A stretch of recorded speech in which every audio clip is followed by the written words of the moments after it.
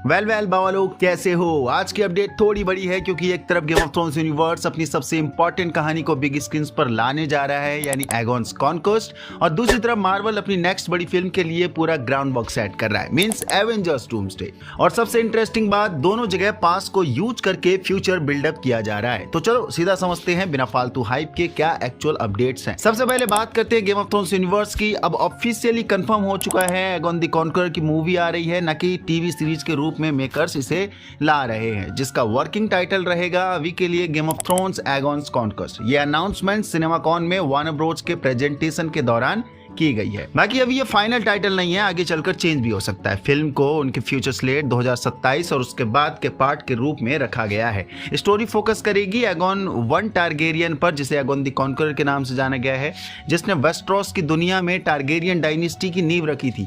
ये character George R Martin की books खासकर फायर एंड ब्लड में डिटेल में एक्सप्लेन है। सिंपल समझो, एगॉन ने अलग अलग किंगडम्स को एक रूल के नीचे यूनाइट किया था। उसने अपने दुश्मनों की तलवारों को पिघलाकर आयरन थ्रोन बनाया था, जो बाद में पावर का मेन सिंबल बन गया है वेस्टरोस की दुनिया में। और इसी थ्रोन को लेकर हाउस ऑफ द ड्रैगन में टारगेरियन सिविल वॉर भी चल रहा है, क्योंकि ये थ्रोन काफी इंपॉर्टेंट है। उसके साथ उसकी दो सिस्टर्स भी थी कॉन्क्वेस्ट जर्नी में, यानी विसेन्या टारगेरियन और रेनिस टारगेरियन, जो उसकी वाइफ्स भी थी और क्वींस भी थी, क्योंकि टारगेरियंस अपनी बहनों से शादी कर लेते हैं। बाकी सबसे इंपॉर्टेंट चीज थी ड्रैगन्स। एगॉन का ड्रैगन था बलेरियन द ब्लैक ड्रीड, जो बहुत बड़े साइज का ड्रैगन रहा है। कहा जाता है उसकी छांव से एक छोटा मोटा टाउन आसानी से ढक जाया करता था, जिसके थ्रू उसने लगभग सारे किंगडम्स पर कंट्रोल किया था, यानी 6 किंगडम पर। 7वां किंगडम डॉन था, जिसे वो नहीं जीत पाया था। बाकी विसेन्या टारगेरियन का ड्रैगन था वेगार, जो still house of the dragon में जिंदा देखने को मिला है।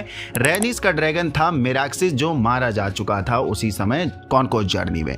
और ये तीनों ही ड्रैगन जाइंट साइज के थे, जिन्होंने भीषण तबाही मचाई थी कॉन्क्वेस्ट के दौरान पे। बाकी एगॉन द कॉन्करर को हार सिर्फ डॉन में मिली थी, जहां उसने अपना एक ड्रैगन खोया मेराक्सिस, ऑल्सो वाइफ को भी खोना पड़ा था, एंड इसके बाद जाकर वो शांत बैठा था। इस कॉन्क्वेस्ट का इंपैक्ट इतना बड़ा था कि वेस्टरोस का कैलेंडर भी उसके इन्वेजन से रीसेट हुआ। फिल्म का स्क्रीन प्ले लिख रहे हैं ब्यू विलिमन, जो पहले हाउस ऑफ कार्ड्स और एंडोर पर काम कर चुके हैं। अब एक इंपॉर्टेंट पॉइंट है, ये प्रोजेक्ट काफी टाइम से डिस्कशन में था कि इसे सीरीज बनाया जाए या फिर फिल्म। फाइनल डिसीजन फिल्म का लिया गया है, क्योंकि इसका स्केल काफी बड़ा है और स्टोरी को कॉम्पैक्ट और फोकस्ड रखना जरूरी है। सो ये movie dune like big scale हमें मिलेगी, जिसमें वीएफएक्स का ह्यूज रोल रहने वाला है, ऑल्सो सीजीआई का भी। और आईएमएक्स वर्जन में ये मूवी एक अलग ही एक्सपीरियंस डिलीवर करके जाएगी। सो जो तीनों जाइंट खूंखार ड्रैगन बड़े पर्दे पर देखने को मिलेंगे, भीषण तबाही मचाते हुए। अभी के लिए रिलीज डेट, फिल्मिंग अपडेट नहीं आई है, जरूर आएगी तो बता दिया जाएगा। बाकी अब बात करते हैं मार्वल की साइड की। रिसेंट में एवेंजर्स डूम्सडे का ट्रेलर सिनेमाकॉन में दिखाया गया, लेकिन पब्लिक के लिए रिलीज नहीं किया गया, और इस वजह से हम सब फैंस काफी वेट कर रहे हैं। लेकिन पैटर्न ये सजेस्ट करता है कि ट्रेलर जल्दी ऑनलाइन आ सकता है, क्योंकि मार्वल यूजुअली अपने टीजर्स को कुछ दिन बाद रिलीज कर देता है ऐसे इवेंट के बाद। बाकी इस फिल्म की इंपॉर्टेंस काफी ज्यादा है, क्योंकि रिसेंट मार्वल फेज उतना स्ट्रॉन्ग रेस्पॉन्स नहीं ले पाया।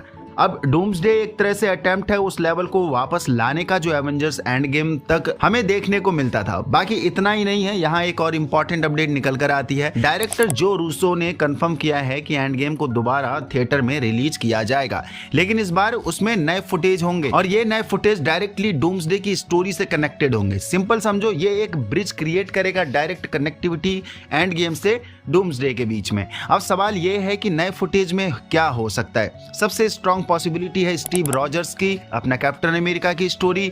हिंट्स मिल चुके हैं कि वो डूम्सडे में वापस आएंगे।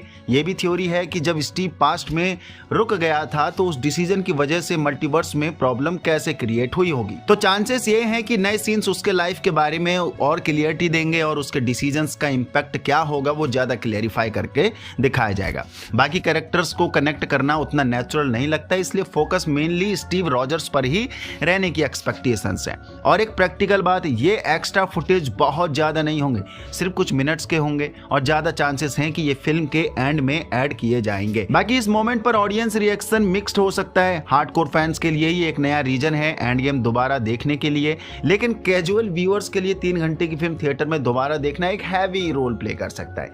आगे चल के पॉसिबिलिटी है कि ये एक्स्ट्रा फुटेज ऑनलाइन या फिर डिज्नी प्लस पर भी रिलीज होंगे डेफिनेटली।